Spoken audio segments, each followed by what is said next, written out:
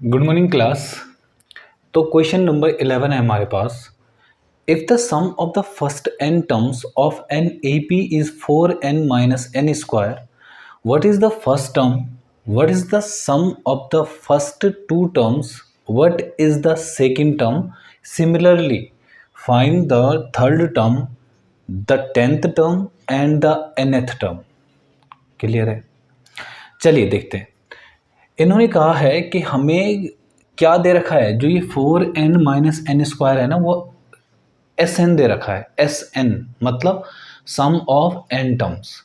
तो हमें क्या निकालना है, एक तो n टर्म्स निकालने हैं और पहला टर्म निकालना है, दूसरा टर्म निकालना है, 10th टर्म निकालना है। समझ में आया? वो तभी निकलेगा जब हमें एक सीरीज़ पता होगी, जब हमें AP पता होगी, तभी तो हम निकाल पाएंगे। अब इस क्वेश्चन को करने से पहले एक एग्जाम्पल से समझाता हूँ आपको। देखिए, माना हमारे पास एक AP है 2, 5, 7, 9, 11, कुछ इस तरह से हमारे पास एक AP है। अब सोचिए कि मैं अगर केवल एक टर्म लूँ, बस एक टर्म, मैंने केवल एक टर्म लिया, तो बताओ एक टर्म लेने से मेरा क्या बन रहा है 2।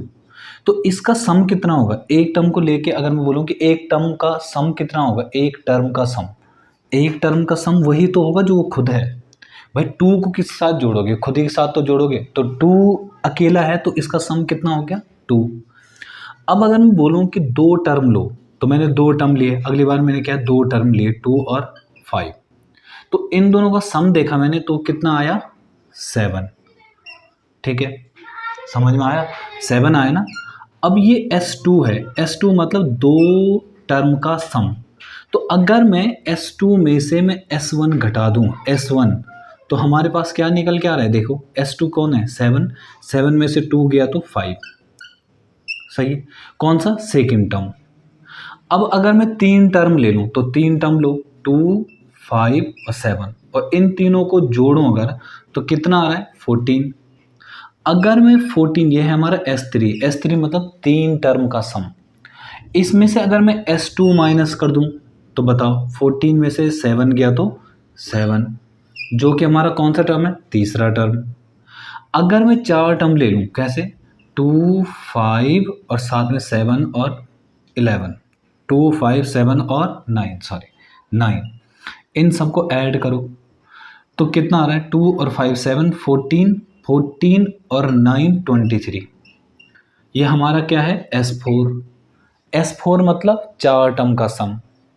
तो अगर मैं S4 में से S3 माइनस कर दूं, तो 23 में से 14 गया, तो हमारे पास क्या बनेगा 9, जो कि हमारे पास क्या है? चौथा टर्म। अब तुम्हें एक चीज़ समझ में आ रही है कि जो हमारा S1 है ना, वही हमारा A1 है। A2 कब निकल रहा है हमारा? A2 5 कब निकल के आ रहा है? जब हमारा S2 में से S1 माइनस कर रहे हैं, तब हमारा क्या निकल के आ रहा है? A2। अगर हमें A3 चाहिए, A3, तो हम क्या कर रहे हैं? फिर A3 निकालने के लिए S3 माइनस S2 कर रहे हैं। अगर मुझे A4 चाहिए, तो उसके लिए मैं क्या कर रहा हूँ? S4 माइनस S3 कर रहा हूँ। समझ में आया?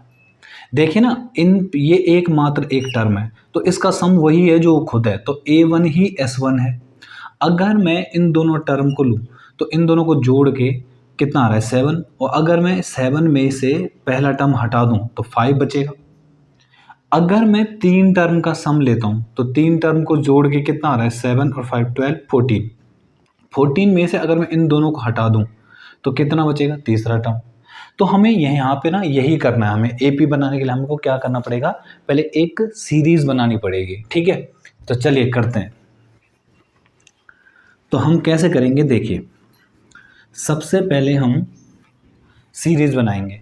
तो हमें क्या गिवन है, पहले वो लिख लेते हैं। देखिए, गिवन है हमको SN मतलब कितना?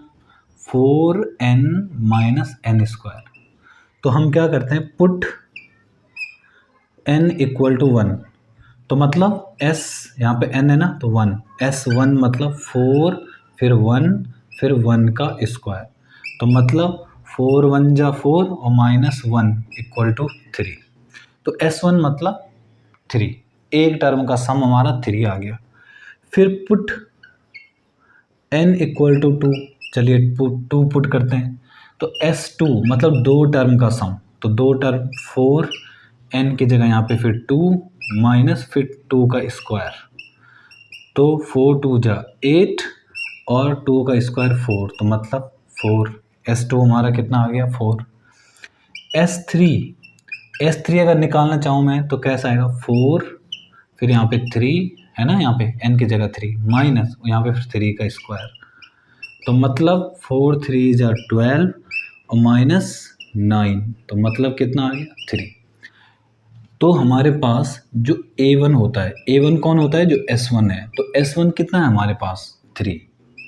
ठीक है, अब हम निकालेंगे इसमें A2। तो A2 कैसे निकलता है, A2 निकलता है हमारा जब S2 में से S1 को माइनस किया जाता है। तो S2 कौन है, S2 है 4 और माइनस S1 3, तो इक्वल टू में 1। A3 कैसे निकलेगा, जब S3 में से S2 माइनस किया जाएगा, तो S3 कितना है बताओ 3 और माइनस S2 कितना है 4 इक्वल टू -1।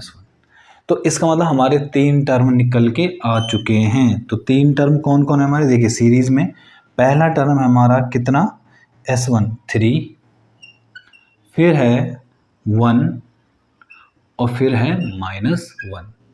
अब देखिए हमारे पास एक AP आ चुकी है, तो जब AP आ चुकी है हमारे पास, तो अब हम निकाल सकते हैं क्या क्या पूछा है, what is the first term. तो फर्स्ट टर्म हमारे पास, फर्स्ट टर्म पूछा था ना हमें, तो फर्स्ट टर्म जो है हमारे पास है 3। फिर क्या पूछा है सेकंड टर्म, सेकंड टर्म, तो सेकंड टर्म जो है हमारे पास कितना दे रखा है 1। फिर क्या पूछा है सिमिलरली थर्ड टर्म, तो थर्ड टर्म क्या है हमारे पास, वह है -1 है ना, पहला दूसरा तीसरा, first term second term third term. Clear है। अच्छा, फिर पूछा है 10th टर्म, तो 10th टर्म, तो 10th टर्म जो है हमारे पास उसका फॉर्मूला क्या होगा A + 9D। तो लगाओ, A की जगह क्या लिख सकता हूँ मैं, A की जगह हमारा है 3 + 9 और D क्या होता है डिफरेंस, तो इसमें से इसको माइनस करूँगा तो -2, तो 3 - 9 2 जा 18, तो कितना आ रहा है सॉल्व करके -15। तो ये हमारा क्या आ गया भाई बताओ, हमारा 10th टर्म आ गया। और हमें nth टर्म पूछा है, तो nth टर्म an, उसका फॉर्मूला होता है A + n-1 × D। तो A की जगह क्या रख सकता हूँ, AP का A कौन है 3 + n-1, D की जगह है हमारा -2, D मतलब डिफरेंस, जो इनके बीच का डिफरेंस है। तो करते हैं इसको आगे, 3 माइनस इसका यहाँ इंटू करूँगा तो 2n, माइनस माइनस का प्लस और 2 1 जा 2, तो इसको सॉल्व करेंगे अगर तो कितना आएगा 3 और 2 5, 5 - 2n, ये हमारा आंसर हो जाएगा। ओके स्टूडेंट, बहुत अच्छा क्वेश्चन था ये, मतलब क्वेश्चन में बात थी। ठीक है, और इस टाइप के क्वेश्चन आपके एग्ज़ाम में भी बनते हैं, तो इसको आप ढंग से एक बार देखें। कोई भी दिक्कत होती है तो आप कमेंट के माध्यम से पूछ सकते हैं। ठीक है, एक दो बार वीडियो देखेंगे तो आई होप कि आपको समझ में आ जाएगा। चलिए करते हैं क्वेश्चन नंबर 12।